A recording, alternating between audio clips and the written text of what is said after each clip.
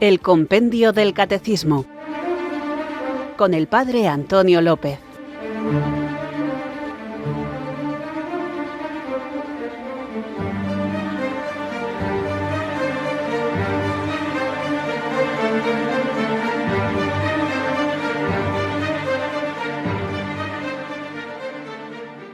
Muy buenas, amantes, apasionados, buscadores de la verdad. Recibid un abrazo mío del Padre Antonio López desde Irurzun, en Navarra, los que queréis aceptar la invitación del Señor a seguirle de cerca y a conocerle, y como herramienta para madurar la fe, enraizarla en la vida e irradiarla en el testimonio, aprovecháis este espacio de la emisora de la Virgen, este programa, el Compendio del Catecismo.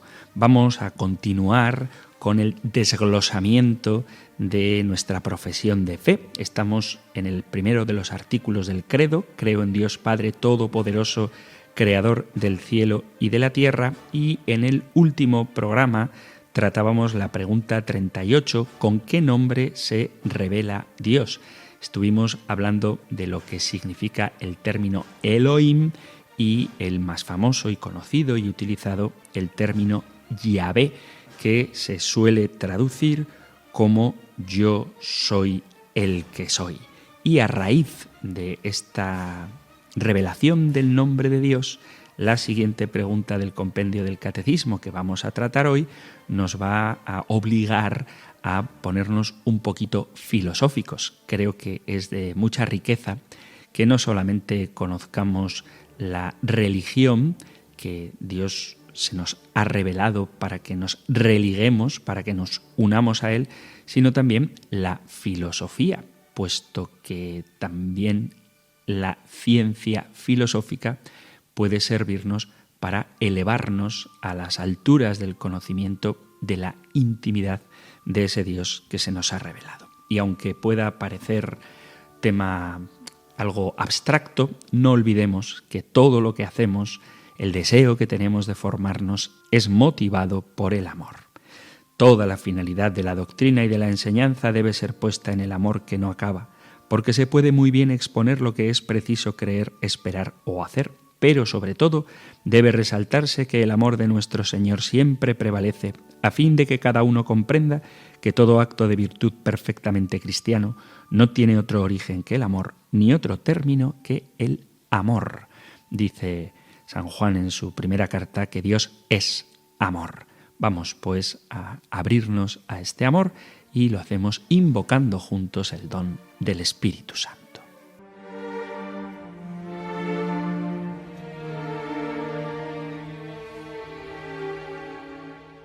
Pues tú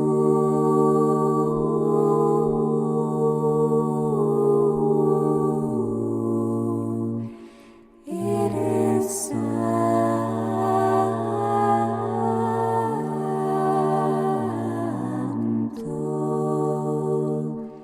pues tú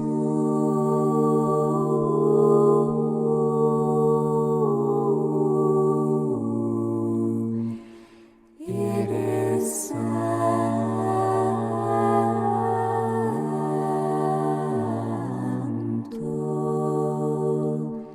pues tú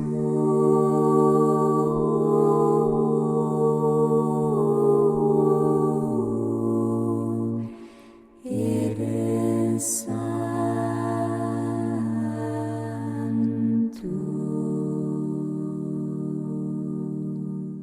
Ven, Espíritu Santo.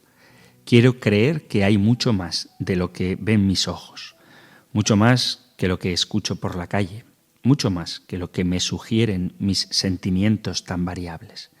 Quiero crecer en ese mundo celestial que habita en medio de nosotros. Quiero creer que más allá del dolor está tu consuelo, que más allá de mis fracasos hay una permanente esperanza, que más allá de mis caídas estás tú llamándome, invitándome, esperándome. Ven, Espíritu Santo, para que pueda ver eso que es invisible a los ojos, para que más allá de las apariencias de los demás pueda reconocer que son imágenes de la Trinidad, que son sagrados, que son infinitamente amados por ti. Ven, Espíritu Santo, para que en cada dificultad sepa ver una nueva oportunidad, para que pueda reconocer el misterio de tus proyectos divinos que superan todos nuestros proyectos humanos. Ven, Espíritu Santo, derrama tu luz sobrenatural para que pueda vivir en otro nivel cada vez más alto y más profundo.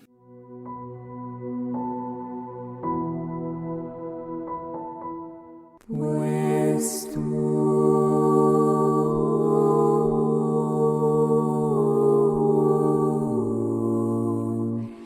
eres santo,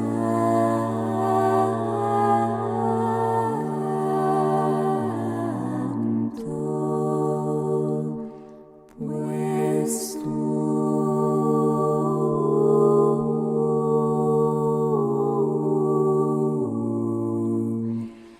eres santo,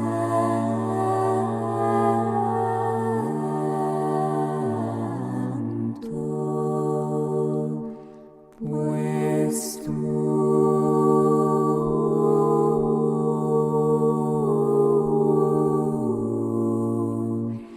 eres santo.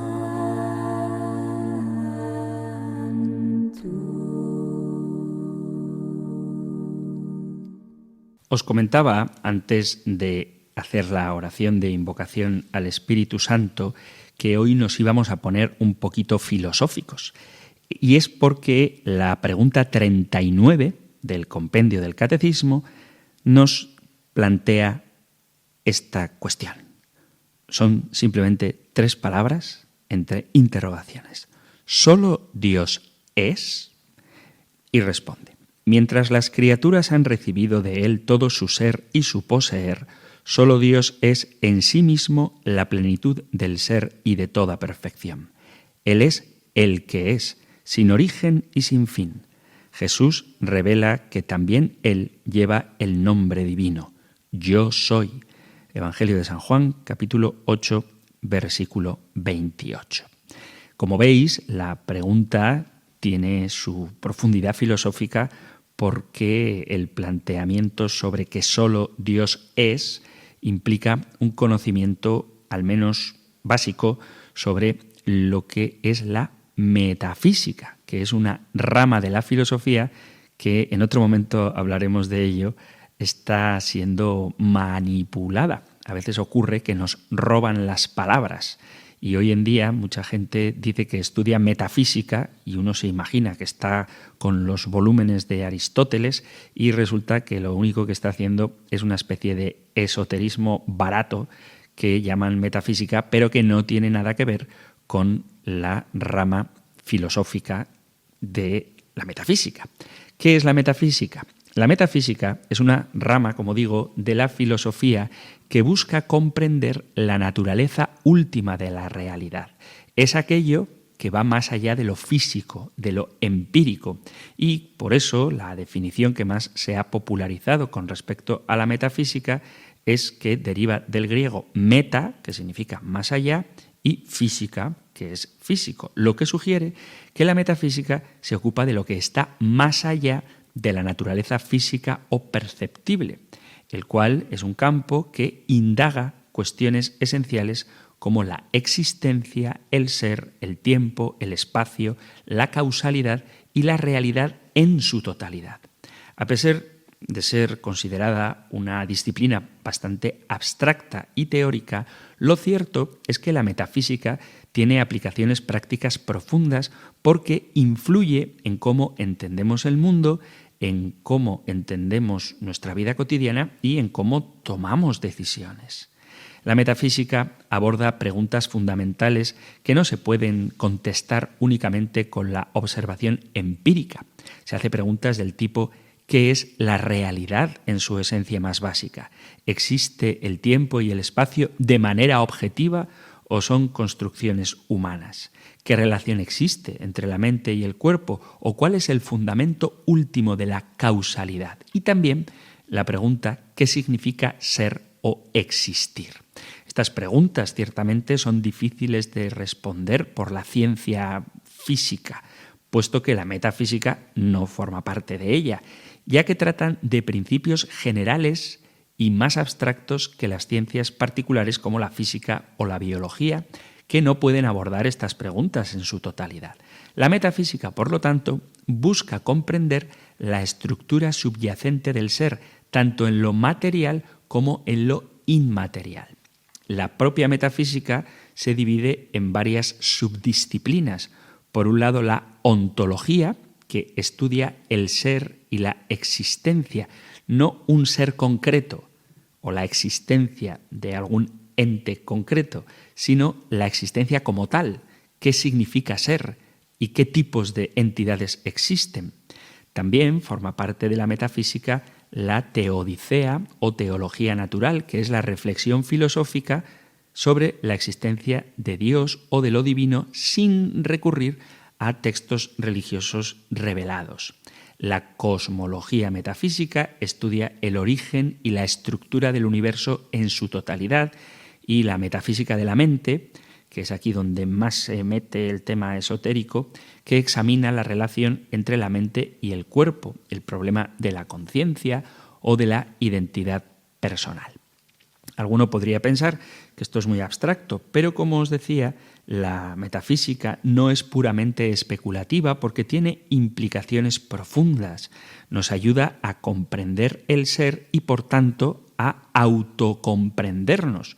Uno de los problemas centrales de la metafísica es esto: ¿qué significa existir? Esta pregunta puede tener aplicaciones prácticas al llevar a las personas a reflexionar sobre su propia identidad y sobre el propósito. En la vida diaria, cuando alguien se pregunta ¿quién soy? ¿Por qué estoy aquí?, está participando consciente o inconscientemente en una reflexión metafísica. Este proceso puede influir en decisiones importantes como la elección de la carrera o el estado de la propia vida.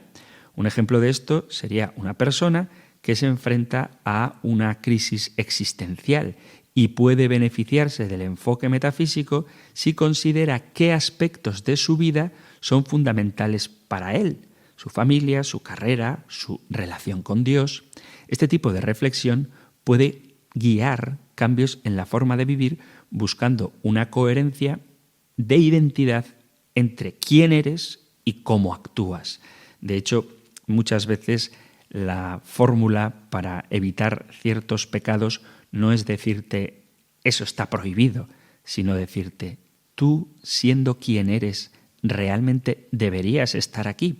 Por lo tanto, la cuestión metafísica de quién eres, de tu ser, de tu esencia, de tu identidad, te va a ayudar o a dificultar el llevar una vida plena. Además, hay una relación entre la metafísica y la ética, porque nos plantea la naturaleza del bien y del mal, no qué cosa concreta está bien o qué cosa concreta está mal, sino cuál es la naturaleza del bien y del mal, si existen valores morales objetivos, absolutos. Estas son cuestiones metafísicas. Las creencias metafísicas sobre el bien y el mal pueden influir en las decisiones morales cotidianas, en cómo una persona percibe la justicia, la responsabilidad y el deber. Por ejemplo, un empresario que reflexiona sobre la justicia podría decidir implementar políticas más éticas y sostenibles en su empresa. Si cree en principios morales objetivos, su toma de decisiones podría verse influenciada por la búsqueda de un bien mayor, incluso aunque esto supusiera sacrificar ganancias a corto plazo, o también establecer el buen trato y el respeto entre sus empleados, evitar gritos, humillaciones, etc. Hay un problema muy grande en nuestro mundo de hoy que no conoce la metafísica, que piensa que el bien y el mal son simplemente consensos. Además, hay una relación de la metafísica, del estudio de la reflexión metafísica, con la salud mental y física, es decir, la relación entre la mente y el cuerpo. Y esto obviamente tiene implicaciones directas para la comprensión de la salud física y mental. Si se adopta una visión dualista, que mente y cuerpo son entidades separadas, o una visión monista, que mente y cuerpo son una misma entidad, esto influye en cómo interpretamos el bienestar físico o las enfermedades mentales. En el campo de la medicina, las creencias metafísicas pueden influir en los tratamientos. Un médico que cree en la relación profunda entre la mente y el cuerpo podría enfocarse en un tipo de terapias distintas de aquel que cree que el cuerpo y la mente no tienen ningún tipo de relación. Existe en muchas sectas o religiones, no sé cómo llamarlas, esta especie de dualismo en las que se trata el cuerpo como si fuera la cárcel del alma, cuando nosotros creemos, como cristianos, que somos una unidad cuerpo y alma, un cuerpo espiritual o un alma encarnada. Entonces, el modo en que nosotros reflexionamos sobre la metafísica de lo que es el hombre, si solo es cuerpo, solo es alma, o somos una unidad cuerpo y alma, lo que nos hace ser hombres, va a determinar no solamente nuestra vocación, nuestro propósito de la vida, sino también el modo en que cuidamos nuestro cuerpo, nuestra mente y nuestra alma. La metafísica reflexiona también sobre la causalidad y la responsabilidad, es decir, sobre las decisiones y la libertad. La metafísica explora estos conceptos de causalidad y libertad del ser humano. Una de las grandes preguntas que seguramente alguna vez os habréis hecho es si nuestras decisiones son el resultado de un determinismo causal, es decir, están predeterminadas por causas anteriores, o si poseemos el libre albedrío. En el ámbito religioso, esto es el tema de la predestinación. La respuesta a esta pregunta influye en cómo percibimos la responsabilidad personal. Por ejemplo, si alguien cree en el determinismo estricto, puede sentir que sus decisiones están condicionadas por factores que están al margen de su control, como las circunstancias sociales o la genética, lo que podría llevarnos a una actitud fatalista y falta de responsabilidad. Por otro lado, alguien que cree en el libre albedrío podría sentir un mayor sentido de responsabilidad sobre sus acciones, ya que cree que él tiene poder para cambiar su destino. Y también la metafísica reflexiona sobre el concepto del tiempo. Y esto tiene que ver con el modo como enfrentamos la muerte y el futuro. El tiempo es un tema clave en la metafísica. ¿Es el tiempo algo real y objetivo o es solo una construcción mental? Las creencias sobre la naturaleza del tiempo pueden afectar cómo las personas se enfrentan al futuro y cómo ven su propia mortalidad. Por ejemplo, alguien que ve el tiempo como algo lineal y objetivo podría experimentar la vida como una serie de eventos encadenados hacia un fin inevitable, que sería la muerte, lo que puede generarle ansiedad o resignación, y en el caso de los cristianos, esperanza. Por otro lado, una persona que cree que el tiempo es cíclico o que la muerte es una transformación hacia otra forma de existencia, reencarnación, podría enfrentar la muerte de otra manera. Por lo tanto, la metafísica, aunque muchas veces suene a ciencia demasiado especulativa o abstracta, tiene mucho que ver con nuestra vida concreta. Dicho esto, y volviendo a la pregunta 39 del compendio del Catecismo, ¿solo Dios es? Tendríamos que ver la diferencia entre ser y existir. Muchas veces en el lenguaje así cotidiano utilizamos los verbos ser y existir como si fueran intercambiables, como si que algo sea o que algo exista expresaran la misma idea. Por eso se pregunta si Dios existe, y aunque sea un poco llamativa la afirmación, en un sentido estricto, utilizando un lenguaje preciso desde el punto de vista metafísico, Dios no existe, Dios es. Os pongo un ejemplo. La frase cogito ergo sum, famosa frase de Descartes, la podéis traducir, os dejo un segundo para que lo hagáis, pienso luego existo, pero la traducción más real no sería pienso luego existo, sino pienso, por lo tanto soy, no existo, sino soy. En el marco de la tradición metafísica, los términos ser y existir tienen significados distintos y por eso han ocupado un lugar central en la reflexión filosófica desde la antigüedad hasta el día de hoy.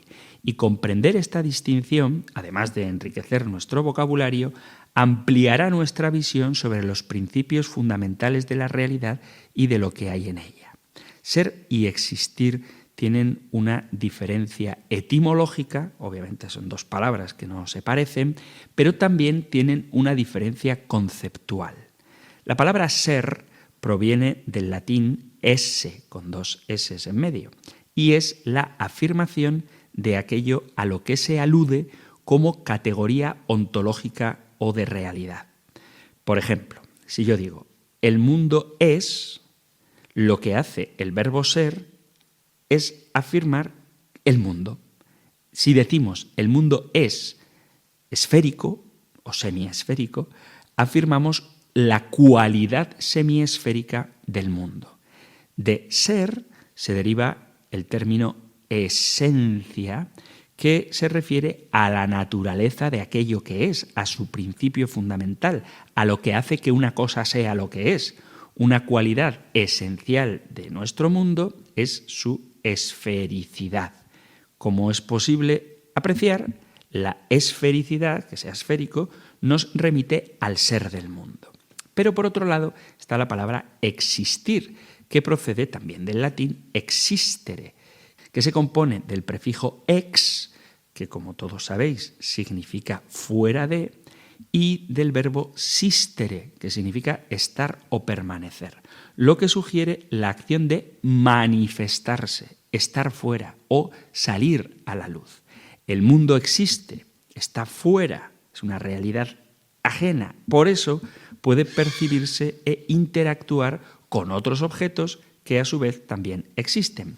Entonces, mientras que ser apunta hacia aquello que constituye la naturaleza fundamental de algo, existir introduce una dimensión vinculada a la presencia concreta en la realidad objetiva.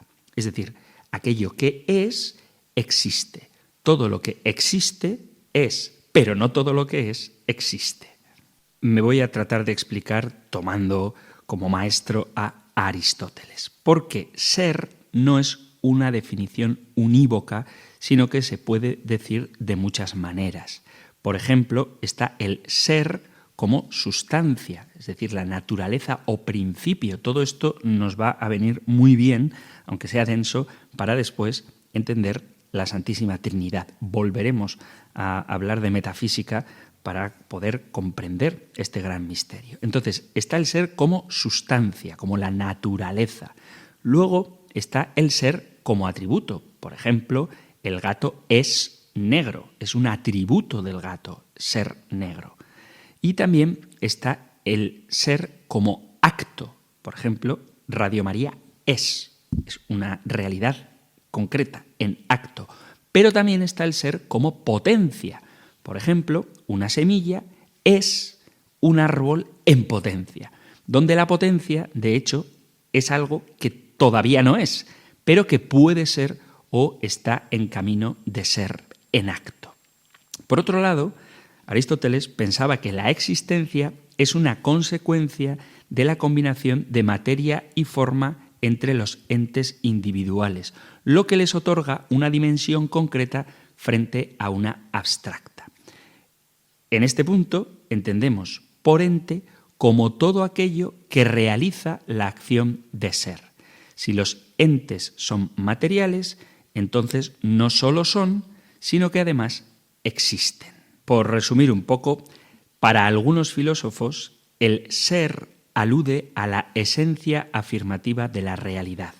Existir, sin embargo, enfatiza la presencia concreta y manifestada en el tiempo y en el espacio. El ser está relacionado con lo universal y lo permanente, mientras que existir se ocupa de lo particular y lo contingente. Esta distinción nos permite abordar cuestiones filosóficas desde ángulos complementarios, lo que nos abre la puerta a reflexiones tanto ontológicas como fenomenológicas y, desde luego, teológicas. Por eso, aunque en el lenguaje popular, en el lenguaje vulgar, en las conversaciones que tenemos de forma natural con las personas con las que nos relacionamos, sí podemos decir que Dios existe, lo cierto es que no significa lo mismo ser que existir. Porque desde el punto de vista de la física sí se puede afirmar, sin negar la fe, que de hecho Dios no existe. ¿Por qué? Porque Él es el ser en sí mismo y no cabe dentro de la física porque no es una realidad física. También es cierto que la física no es la única ventana al acceso de lo real. Hay otras realidades que por no ser físicas no dejan de ser realidades. Pongo un ejemplo, una hormiga nunca va a entender la música de Mozart. Desde luego, por más que ésta exista, por más que esta música sea, la hormiga no lo percibe como existente. ¿Por qué? Porque son realidades de naturaleza diferente. Cuando nos referimos a Dios, estamos pensando en una realidad última que trasciende todos los límites de la física, del espacio, del tiempo o de cualquier otra forma de conocimiento. Él es el innombrable, el inefable, aquel que no cabe en ningún lenguaje ni en ningún diccionario. Dios no es un hecho de la realidad palpable que pueda ser captada y dicha. Por su naturaleza, Él está más allá de los hechos. Él es aquel ante el cual debemos reverentemente callar expresando nuestro silencio. Esa es la verdadera posición del pensamiento radical que se expresa por la filosofía y la teología. Él es el misterio que trasciende cualquier realidad dada, medible o captable por el ser humano. La ciencia estudia cómo es el mundo que existe. El místico, sin embargo, se admira del hecho de que el mundo sea. Sin duda existe lo inefable. Por eso, la única manera de conocer a Dios plenamente es experimentarlo, no en un laboratorio, sino en la vida mística. Y aunque Dios mismo se nos ha revelado, Él es mucho más de lo que nosotros podemos alcanzar a concebir. Vamos a reposar un poco, que he estado muy denso, pero me parece importante hacer estas anotaciones sobre la metafísica y la diferencia entre el ser y el existir para poder comprender la importancia que tiene el hecho de que este Dios que es nos haya revelado su nombre y también para que después podamos profundizar en su intimidad que desde luego nunca hubiéramos podido conocer si Él mismo no nos la hubiera mostrado. Y este es, lo veremos más adelante, el misterio central de la fe y de la vida cristiana. Pero antes, como digo, hacemos una pausa musical y continuamos con nuestro programa, hoy con la pregunta 39, ¿solo Dios es?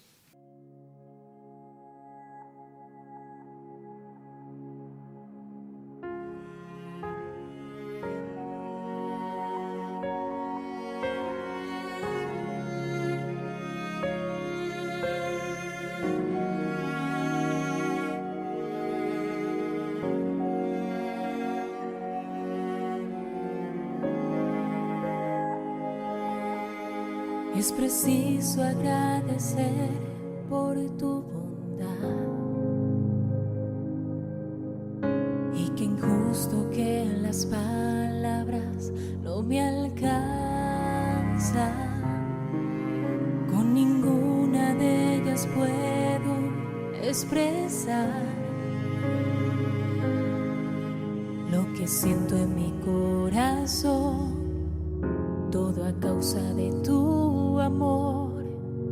Es más justo postrar mi alma ante tu majestad,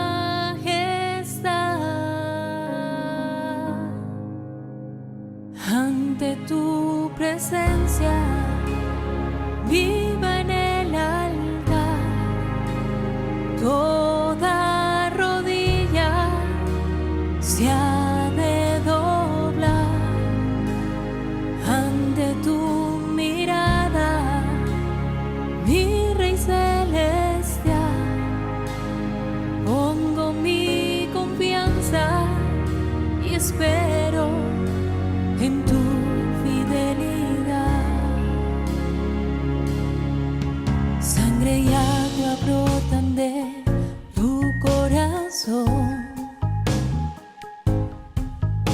es el manantial de tu misericordia. ¿Cómo no te voy a amar, mi buen Señor? Si sanaste mi corazón, todo a causa de tu amor, es más justo postrar mi alma ante tu majestad,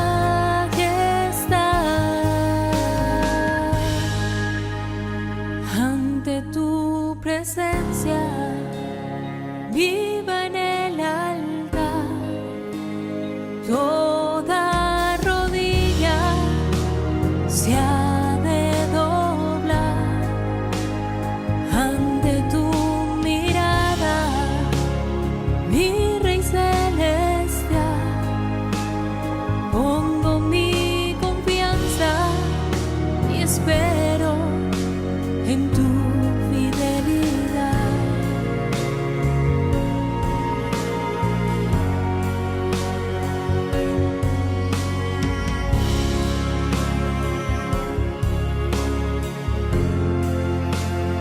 Ante tu presencia viva en el altar. Toda rodilla se ha de doblar ante tu mirada, mi Rey celestial. Pongo mi confianza y espero en tu fidelidad.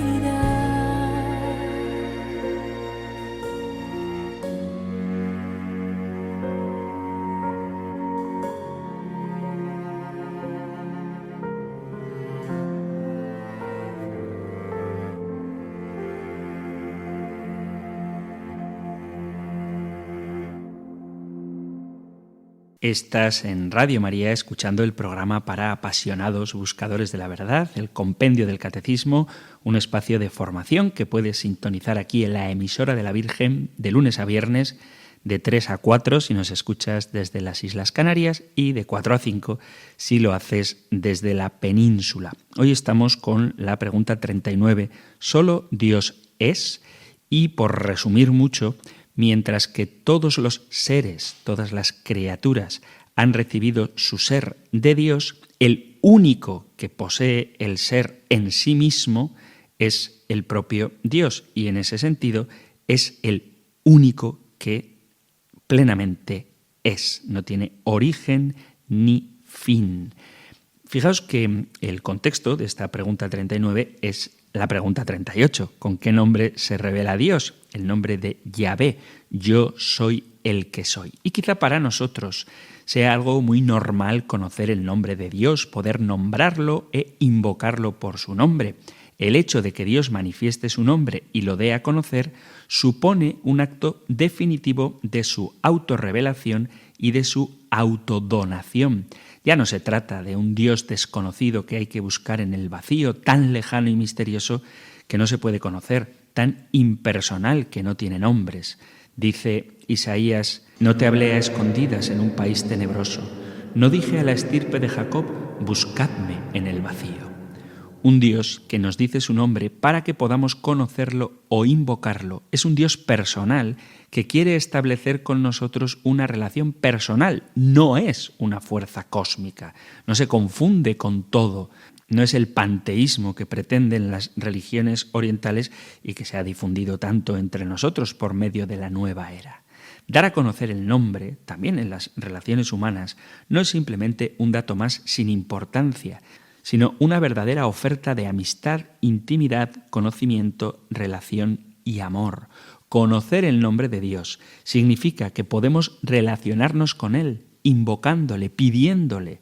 Hemos de ser conscientes del gran regalo de lo que Dios nos ofrece al mostrar su nombre, porque como dice el Salmo 89, dichoso el pueblo que sabe aclamarte. Por eso es un momento privilegiado de la revelación que Dios haya manifestado su nombre a su pueblo, especialmente en el episodio de Moisés y la zarza ardiente. En el Nuevo Testamento, esta revelación del nombre de Dios llega a su plenitud al poder llamarle Padre. No solamente se nos ofrece la oportunidad de pedir con confianza lo que Dios quiere darnos, sino de entrar en la misma relación que Dios Padre tiene con el Hijo. El Nuevo Testamento recoge los nombres del Antiguo Testamento de Dios conforme a la versión de la Biblia de los 70 y sitúa en el centro de la religión cristiana la denominación de Padre que en el Antiguo Testamento aparece solamente de forma aislada.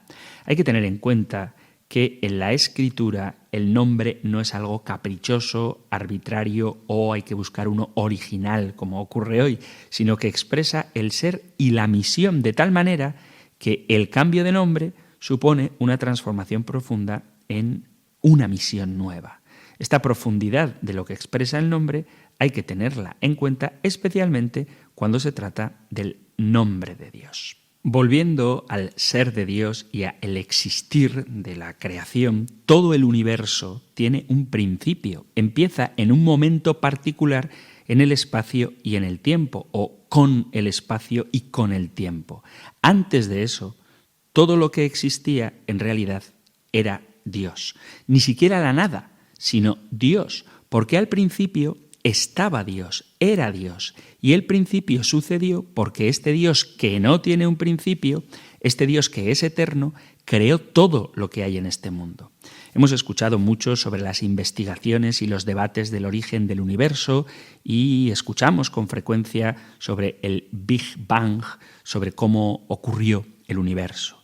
Una simple recapitulación de esto nos dice que en un momento dado, toda la materia, toda la energía de este vasto universo fue comprimida en un pequeño, ínfimo átomo, ni siquiera átomo, que se llama el punto de singularidad. Este punto de singularidad estaba totalmente organizado en esa realidad comprimida por la eternidad y en la eternidad pasada obedeció metódicamente a la ley de la inercia. La ley de la inercia dice que aquellas cosas que están en reposo tienden a permanecer en reposo hasta que una fuerza externa actúe sobre ellas. Y aquellas cosas que están en movimiento tienden a permanecer en movimiento a menos que una fuerza externa actúe sobre ellas. Bien, los secularistas en este punto dicen que tenemos un origen del universo que desafía la ley de la inercia porque toda la eternidad, este punto de singularidad, permaneció en este estado organizado sin un ápice de mutación y de cambio. Y luego, un martes por la tarde, a las 5:30, después del programa del compendio, ¡bum!, explotó todo. Y las repercusiones de esta explosión todavía se están buscando en la inmensidad del universo, ya que el universo actual parece estar expandiéndose desde esa explosión originaria. El famoso divulgador científico Carl Sagan decía que podemos volver al primer nanosegundo antes del Big Bang, en un camino de regresión. Pero claro, la pregunta que podemos hacer es, ¿solo podemos volver hasta ahí? ¿No podemos volver a antes de eso? No hay duda de que hay algo más fuerte que grita la necesidad de ir más allá de lo que había antes del Big Bang. ¿Por qué ocurrió esto? ¿Cómo pasó? ¿Y qué había antes de que existiera el tiempo? Lo que había antes era simple y llanamente una manifestación del verbo ser. Nuestro lenguaje no puede funcionar sin este breve verbo que está en medio del nombre de Dios. Dios no le dice a Moisés, así es mi nombre es una vez yo fui en el pasado, ahora lo soy todavía y voy a estar aquí todavía durante un tiempo futuro, sino que está diciendo yo soy el que soy. Es la personificación del verbo ser. De nuevo, en el mundo antiguo, mientras los filósofos trataban de averiguar cómo surgió el universo y cómo el universo podría entenderse de una manera inteligible, hay quien quiso salvar el fenómeno. Es decir, mirar toda la realidad de las cosas que vemos, pájaros, árboles, flores, todas las cosas, dándoles un sentido. ¿Cómo encaja toda esa diversidad en un todo coherente y con sentido? Parménides dijo, Fundamentalmente, lo más importante que debemos entender al tratar de examinar la realidad es esto, que lo que sea que es, lo que estaba diciendo es que nada puede existir aparte del ser puro, el ser perfecto, sin ninguna sombra de variación. Esto el amigo Parménides, pero fue Heráclito quien le dijo, no, todo lo que investigamos en el mundo que nos rodea tiene algo en común. El oso es distinto de las flores, pero lo único que cada oso tiene en común con cada flor es que todo el mundo creado está en un estado de transformación. No puedes nadar, decía él, 2 veces en el mismo río. Todo está en movimiento. ¿Qué es lo que quería decir? Que hay un río que está fluyendo por su canal, pones un pie, te mojas los dedos en los pies del río y luego quieres poner el siguiente pie en el mismo río, pero como el río ha seguido fluyendo, ha cambiado. Y no solamente el río ha cambiado, sino que tú también has cambiado. ¿Cuál es entonces la diferencia entre el ser de Dios y el existir de las criaturas? Que Dios posee el ser. Solo Él tiene vida por sí mismo. Solo Él es un ser eterno. Todo lo demás es transitorio. Todo lo que somos es dependiente, es contingente, se deriva del ser puro. Eso es lo que San Pablo decía a los filósofos de Atenas con respecto a Dios. En Él vivimos, nos movemos y existimos. Sin Él no podríamos vivir. Nuestra existencia sería estática, sería inerte, no podríamos movernos.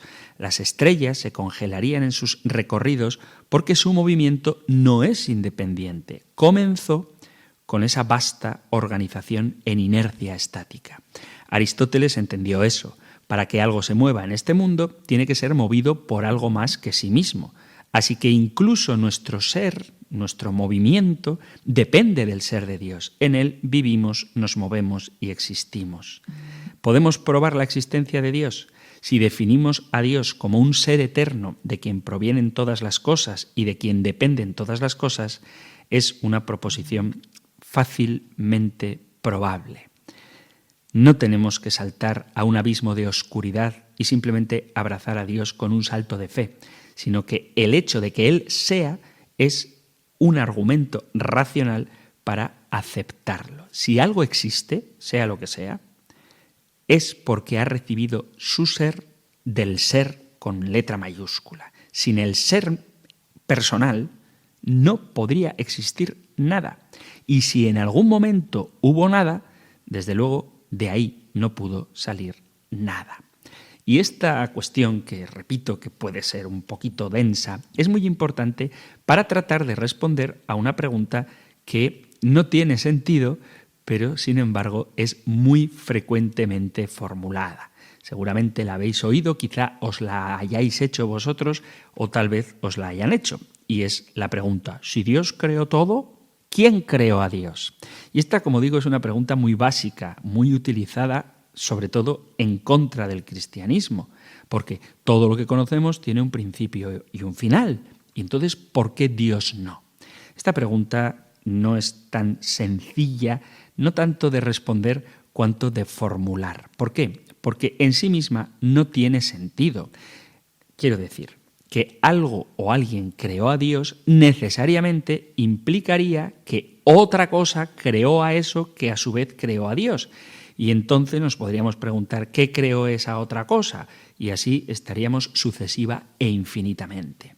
Es como tener una línea infinita de dominós cayendo uno tras otro. Si tratas de regresar hacia atrás infinitamente para localizar el primer dominó que cayó y lo comenzó todo, y lo encuentras y dices, ya, ¿y quién tiró ese dominó? Entonces vuelves a otra sucesión infinita de fichas de dominó que ciertamente nunca encontrarás la primera si te sigues haciendo la misma pregunta. Estarás incurriendo en una proposición ilógica, porque si preguntas cuál es el primero y te dan una respuesta y preguntas cuál es el anterior al primero, si hay algo anterior al primero, entonces es que eso no era el primero.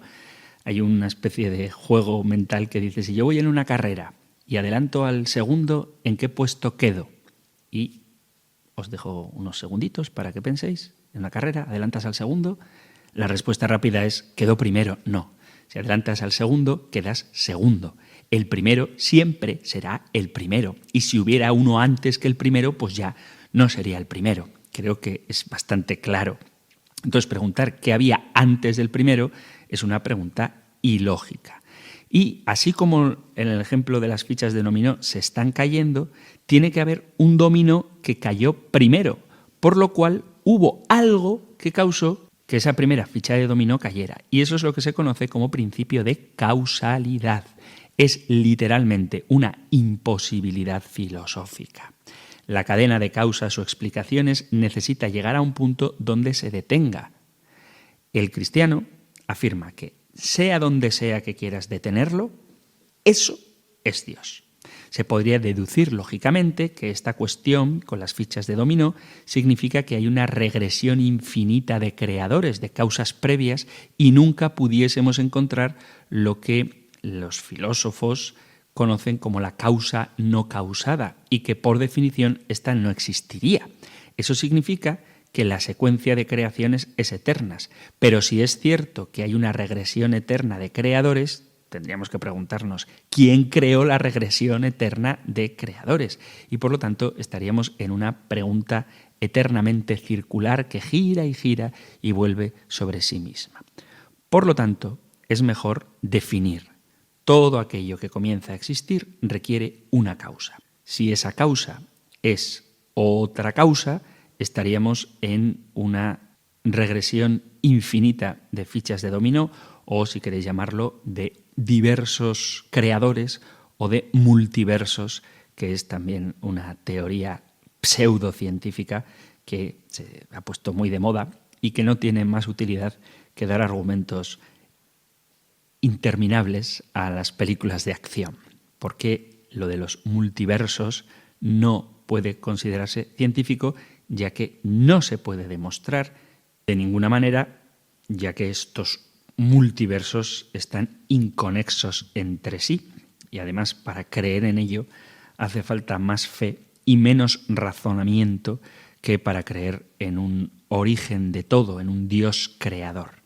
La postura cristiana, por lo tanto, es que Dios es el ser por esencia, el autosuficiente en absolutamente todos los aspectos. Los argumentos a favor de la existencia de Dios lo que buscan es demostrar que Dios es un ser necesario. Dicho de otra manera, que el universo necesariamente tuvo una causa, no probablemente. Sin el ser necesario, nada más existiría. Por eso es que es necesario. El Salmo 90 dice que Dios no fue creado, que es eterno. Si no, no sería Dios. Por esa razón, no es ninguna especie de autodefensa por parte de los cristianos hablar de esta realidad. Nunca hubo un momento en el que Dios no existiera, ni llegará el momento en el cual Él dejará de ser. Como Dios siempre ha sido, no necesita una causa que lo explique. Recuerda la definición de que todo lo que comienza a existir requiere una causa. No todo lo que es requiere una causa, sino todo lo que comienza a existir. Por lo tanto, la pregunta ¿quién o qué creó a Dios? No tiene ningún sentido. Nadie creó a Dios. Su ser es necesario. ¿Todo lo que conocemos tiene principio y fin? Pues no. Piensa si el universo no hubiera sido creado. 2 y 2 ¿serían 4? La respuesta es que sí. Las leyes de la matemática y de la lógica siempre han existido, por lo cual no requieren una causa. Otro ejemplo sería un círculo. Si tú dibujas un círculo, puedes encontrar esquinas en un círculo. Puedes decir exactamente dónde comienza. Si lo dibujas tú, sabes dónde has empezado. Pero si tú ya lo ves dibujado, ¿cuál es el comienzo de ese círculo? Cada punto dentro del círculo es equivalente a cualquier otro punto, por lo cual no hay punto de partida. El círculo necesariamente tiene todos sus puntos conectados entre sí. Es lo que diferencia, por ejemplo, un círculo de un arco, que el círculo no tiene principio ni tiene fin y aún así existe. Dios tiene propiedades que lo definen de la misma manera que el círculo tiene propiedades que lo definen. Un círculo no puede tener aristas y no puede tener punto de partida o de final, porque entonces dejaría de ser un círculo. De la misma manera, Dios no tiene principio ni fin, y si lo tuviese, dejaría de ser Dios. Creer que Dios no comenzó a existir no es más lógico que creer en un círculo que no tiene principio ni fin. En este sentido, Dios es el único que tiene su sostenimiento en sí mismo, es autosostenido, es el fundamento de todo lo que es y de todo lo que existe. Y, como tendremos ocasión de ver, no solamente es, sino que además es verdad, fidelidad y amor. Por lo tanto, la pregunta ¿quién creó a Dios? Es una pregunta que carece de sentido. Por eso, si algún día os hacen la pregunta ¿quién creó a Dios?, deberíais vosotros reformular otra pregunta, y es ¿cómo defines a Dios? Porque Dios es el ser subsistente. Y por lo tanto, como ser subsistente, no hay en él movimiento de potencia a acto, porque Dios es acto puro sin mezcla de potencialidad, luego por tanto es inmutable. Y precisamente porque es inmutable, es eterno, porque autoposee de manera perfecta el ser. La eternidad mide, por decirlo de alguna manera, lo que es inmutable. En Dios no pasa el tiempo, no hay un antes y un después. El tiempo está ligado al movimiento, porque es su medida, e implica sucesión de momentos que fluyen, que surgen, que no duran, que desaparecen, que pasan. Este pasar determina el modo de ser y de existir de toda criatura, en la cual todo lo que es fluye, discurre poco a poco, nada perdura para siempre.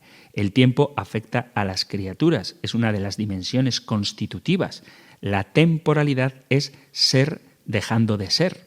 Sin embargo, Dios es absolutamente inmutable, no es en sucesión, no tiene principio ni fin, es perfecta, total y simultáneamente posesión de una vida interminable. La eternidad es un presente pleno que no pasa ni se desvanece, sino que permanece y perdura.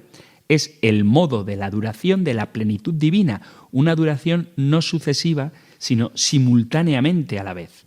La eternidad sigue a la inmutabilidad de Dios como la temporalidad sigue a la mutabilidad de la criatura. Y Dios no solamente es eterno, sino que es la eternidad. En el ser subsistente, la plenitud de la vida divina es presente siempre y actual. Él no llega a ser, no discurre y tampoco deja de ser. No hay en el pasado, lo que ya fue pero no es, ni futuro, lo que será pero aún no es, sino un permanente ser presente. Repito que lamento si soy demasiado denso, pero es muy importante comprender estos conceptos metafísicos para saber a qué nos referimos cuando afirmamos que Dios es. Y en sentido estricto, Dios no ejercita el verbo amar, no ama, sino que es el amor. Dios no conoce la verdad y nos da a conocer la verdad, sino que Él es la verdad y por eso se nos da a conocer. Dios no tiene vida, sino que Él es la vida. Y en ese sentido es que únicamente Dios es. Por eso el nombre Yahvé que Él nos revela dice mucho de Dios, lo dice todo. Él es el que es. Dejamos aquí el programa de hoy, seguiremos todavía hablando del nombre de Dios. Veis que es una cuestión muy importante porque el compendio del Catecismo le dedica varias preguntas y seguiremos con ellas en un próximo programa. Si hay alguna cuestión que no haya quedado del todo clara y queréis más explicación, si hay algún testimonio que queráis dar o quizá alguna aportación o aclaración a todo esto que estamos comentando, sabéis que tenéis a vuestra disposición el correo electrónico compendio@radiomaria.es, compendio@radiomaria.es o el número de teléfono para WhatsApp 668 594 383, 668 594 383, donde podéis dejar vuestros mensajes. Terminamos ahora recibiendo la bendición del Señor. El Señor te bendiga y te guarde, el Señor ilumine su rostro sobre ti y te conceda su favor, el Señor te muestre su rostro y te conceda la paz.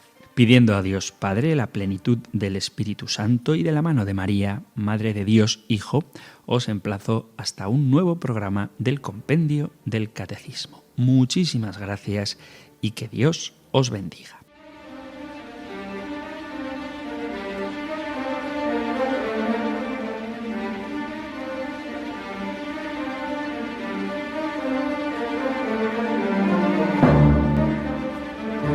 El Compendio del Catecismo con el Padre Antonio López.